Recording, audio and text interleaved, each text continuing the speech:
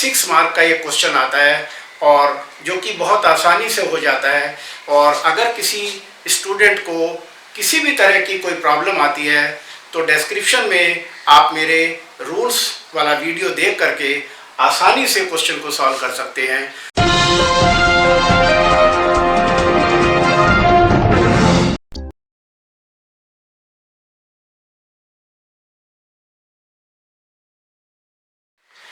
Hello students, welcome back to account classes. आपको मैंने पिछली वीडियो में बहुत ही एक इम्पॉर्टेंट टॉपिक के बारे में रूल लिखवाए थे और वो टॉपिक था कि इनकम एंड एक्सपेंडिचर अकाउंट बनाते समय हम किन किन बातों को ध्यान में रखेंगे। तो मैंने कुछ रूल्स आपको लिखवाए थे। आज मैं इनकम एंड एक्सपेंडिचर अकाउंट का आपको फॉर्मेट बनाकर दे रहा हूँ कि इस फॉर्मेट को आप ध्यान से देखने के बाद इनकम एंड एक्सपेंडिचर बहुत आसानी से बना सकते हैं। और इनकम एंड एक्सपेंडिचर के डेबिट साइड में एक्सपेंडिचर लिखते हैं, क्रेडिट साइड में इनकम लिखते हैं।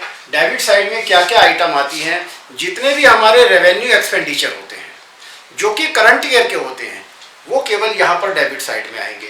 तो जितने भी एक्सपेंसेस है जैसे सैलरी है तो सैलरी को सबसे पहले हम डेबिट में लिखेंगे और अगर कोई करंट ईयर की आउटस्टैंडिंग सैलरी है तो प्लस कर देते हैं और अगर प्रीवियस ईयर की आउटस्टैंडिंग सैलरी है वो माइनस कर देते हैं और अगर कोई प्रीपेड सैलरी करंट ईयर की है वो माइनस करेंगे और प्रीपेड सैलरी जो प्रीवियस ईयर की है वो प्लस कर देते हैं। इस तरीके से प्लस माइनस करके जो फिगर आएगी वो हम उसको बाहर अमाउंट वाले कॉलम में शो कर देते हैं। इसके बाद आता है स्टेशनरी कंज्यूम। मैंने आपको पिछले वीडियो में स्टेशनरी कंज्यूम कैलकुलेट करना सिखाया था। स्टेशनरी कंज्यूम हम नीचे क्वेश्चन की वर्किंग में कैलकुलेट करते हैं। स्टेशनरी कंज्यूम निकालने के लिए मैंने आपको एक फार्मूला बताया था, opening balance of stationery plus purchase of stationery minus closing balance of stationery, और हम इसको माइनस करके स्टेशनरी कंज्यूम निकाल लेंगे और वो स्टेशनरी कंज्यूम हम यहाँ डेबिट साइड में शो कर देते हैं। इसके बाद आता है जितने भी फिक्स एसेट्स के डेप्रिसिएशन है, चाहे वो फर्नीचर है या बुक्स हैं, उनके डेप्रिसिएशन भी हम इनकम एंड एक्सपेंडिचर अकाउंट के डेबिट में दिखाते हैं।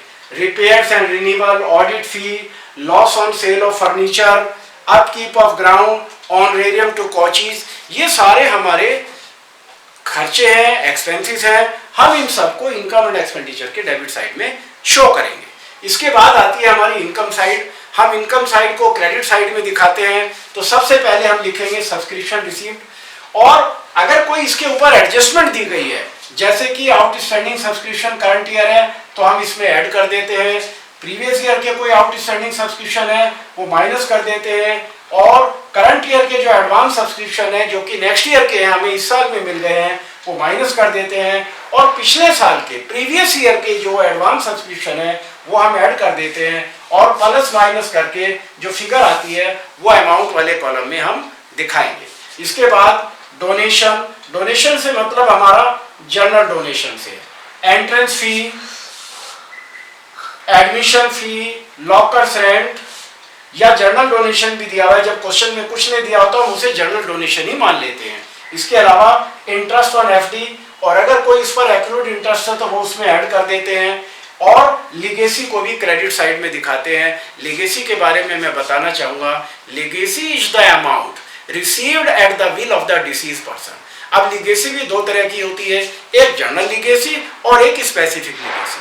तो अगर जनरल लीगेसी है यानी कि क्वेश्चन साइलेंट है लीगेसी के बारे में तो हम लीगेसी को इनकम एंड एक्सपेंडिचर की क्रेडिट साइड में दिखा देते हैं। लेकिन अगर कोई स्पेसिफिक लीगेसी है उसको हम इनकम एंड एक्सपेंडिचर में नहीं दिखाएंगे, उसको हम बैलेंस शीट की लाइबिलिटीज में दिखाते हैं। अब हम टोटल करेंगे। अगर हमारी क्रेडिट साइड का टोटल ज्यादा है यानी कि इनकम ज्यादा है, एक्सपेंसिव कम है, तो हमारा डिफरेंस जो है वो सरप्लस कहलाएगा, और अगर हमारा एक्सपेंडिचर ज्यादा है, इनकम कम है, तो जो डिफरेंस है वो हम डेफिसिट कहलाएगा। इस तरीके से हमारा ये income and expenditure account complete हो जाएगा।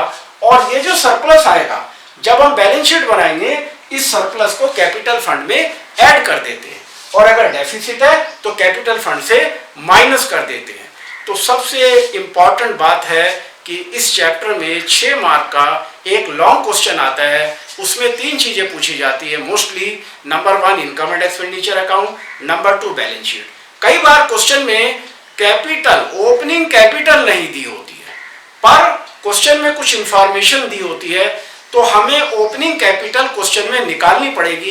कैसे निकालेंगे? ओपनिंग बैलेंस शीट बना करके। तो अब मैं नेक्स्ट आपको फॉर्मेट बना के दिखाता हूं कि बैलेंस शीट हम किस तरीके से बनाएंगे और ओपनिंग कैपिटल कैसे कैलकुलेट करेंगे। इनकम एंड एक्सपेंडिचर अकाउंट बनाने के बाद हमें क्वेश्चन में ये देखना होगा कि क्वेश्चन में कैपिटल फंड दिया हुआ है या नहीं। अगर क्वेश्चन में कैपिटल फंड नहीं दिया हुआ है तो हम ओपनिंग बैलेंस शीट बना करके सबसे पहले कैपिटल फंड को कैलकुलेट करेंगे। तो कैपिटल फंड कैलकुलेट करने के लिए जो भी इंफॉर्मेशन दी होगी वो क्वेश्चन में 1 अप्रैल को दी होगी। तो यानी कि in the beginning of the year जो भी इंफॉर्मेशन दी होंगी, एसेट्स हैं, लायबिलिटीज हैं, वो हम सबसे पहले ओपनिंग बैलेंस शीट बना करके कैपिटल निकालेंगे। तो अब मैं एक ओपनिंग बैलेंस शीट का फॉर्मेट बनाता हूं। तो इसके लिए पॉइंट आया कि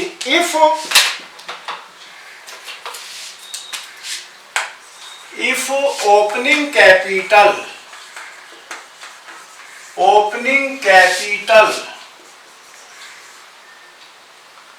is not given in the question, अगर क्वेश्चन में हमें ओपनिंग कैपिटल नहीं दी हुई है, we can find out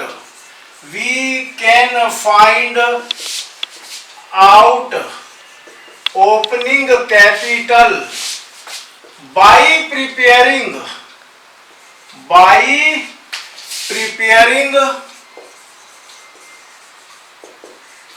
opening balance sheet.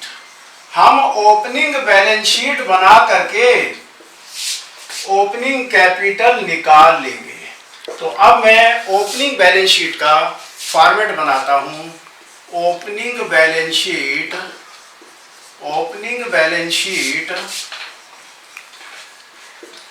As on 1 April, जो भी ईयर दिया होगा, सपोज 2019 है। अब हमारी बैलेंस शीट की 2 साइड होती है, एक लायबिलिटी साइड और एक एसेट साइड होती है। तो सबसे पहले ओपनिंग बैलेंस शीट में हम क्या लिखेंगे? सबसे पहले लिखेंगे यहां पर ओपनिंग बैलेंस ऑफ कैश, यानी कि कैश इन हैंड और कैश एट बैंक। अब ये हमें कहां दिए होंगे क्वेश्चन में? हमें तो देखना पड़ेगा कि ओपनिंग बैलेंस ऑफ कैश और ओपनिंग बैलेंस ऑफ बैंक कहां दिए होंगे। ये हमें रिसीट एंड पेमेंट अकाउंट के सबसे पहले बिगनिंग में जो कैश का और बैंक का बैलेंस दिया होगा उसको हम यहां पर लिख देंगे। इसके अलावा जो भी क्वेश्चन में ओपनिंग बैलेंस शीट से रिलेटेड, यानी कि पिछले साल की एसेट्स और लायबिलिटीज दी होगी, उनको भी हम यहां लिखेंगे। सपोज क्लब के पास बिल्डिंग है, प्रीवियस ईयर में मशीन है, फर्नीचर है और बुक्स है। ये कुछ मैं एग्जांपल दे करके आपको समझा रहा हूं। इसके अलावा लायबिलिटीज में हमारे पास क्या हो सकती है? पिछले साल की आउटस्टैंडिंग सैलरी। आउटस्टैंडिंग सैलरी जो प्रीवियस ईयर की होगी, मैं लिख देता हूं प्रीवियस ईयर, और ये डेबिट में आएगी। और एक्रूड सब्सक्रिप्शन या आउटस्टैंडिंग सब्सक्रिप्शन जो कि हमारे प्रीवियस ईयर के हैं, मैं प्रीवियस ईयर लिख देता हूं, वो हम यहां एसेट साइड में लिखेंगे। इस तरीके से हम एसेट साइड का टोटल करेंगे और उस टोटल में से जो ये आइटम दी हुई आउटस्टैंडिंग सैलरी को माइनस करके हम कैपिटल फंड कैलकुलेट करेंगे। और हम ये कैपिटल निकालने के बाद जो भी बैलेंसिंग फिगर, ये क्या होगी? ये हमारी बैलेंसिंग फिगर होगी, बैलेंसिंग फिगर। तो जो भी बैलेंसिंग फिगर आएगी उसको हम कैपिटल मान लेंगे। इस तरीके से हम कैपिटल कैलकुलेट करने के बाद अपना बैलेंस शीट क्लोजिंग बनाएंगे और इनकम एंड एक्सपेंडिचर अकाउंट, और ये पूरा कंप्लीट 6 मार्क का क्वेश्चन हो जाएगा। तो मैं आपको बताना चाहूँगा कि मेरे पिछले वीडियो में जो मैंने इनकम एंड एक्सपेंडिचर अकाउंट बनाने के आपको रूल बताए उनको ध्यान में रखते हुए आप इस क्वेश्चन को सॉल्व करेंगे। 6 मार्क का ये क्वेश्चन आता है और जो कि बहुत आसानी से हो जाता है। और अगर किसी स्टूडेंट को किसी भी तरह की कोई प्रॉब्लम आती है तो डिस्क्रिप्शन में आप मेरे रूल्स वाला वीडियो देख करके आसानी से क्वेश्चन को सॉल्व कर सकते हैं। और इसी के साथ ये रूल्स कंप्लीट हो गए हैं और अब आप जो है नेक्स्ट वीडियो में मैं आपको 6 मार्क वाला फुल फ्लैश क्वेश्चन सॉल्व करके दिखाऊंगा। और आप इस ध्यान से इन रूल्स को अपने माइंड में सेट करें और क्वेश्चंस को करें। Thank you.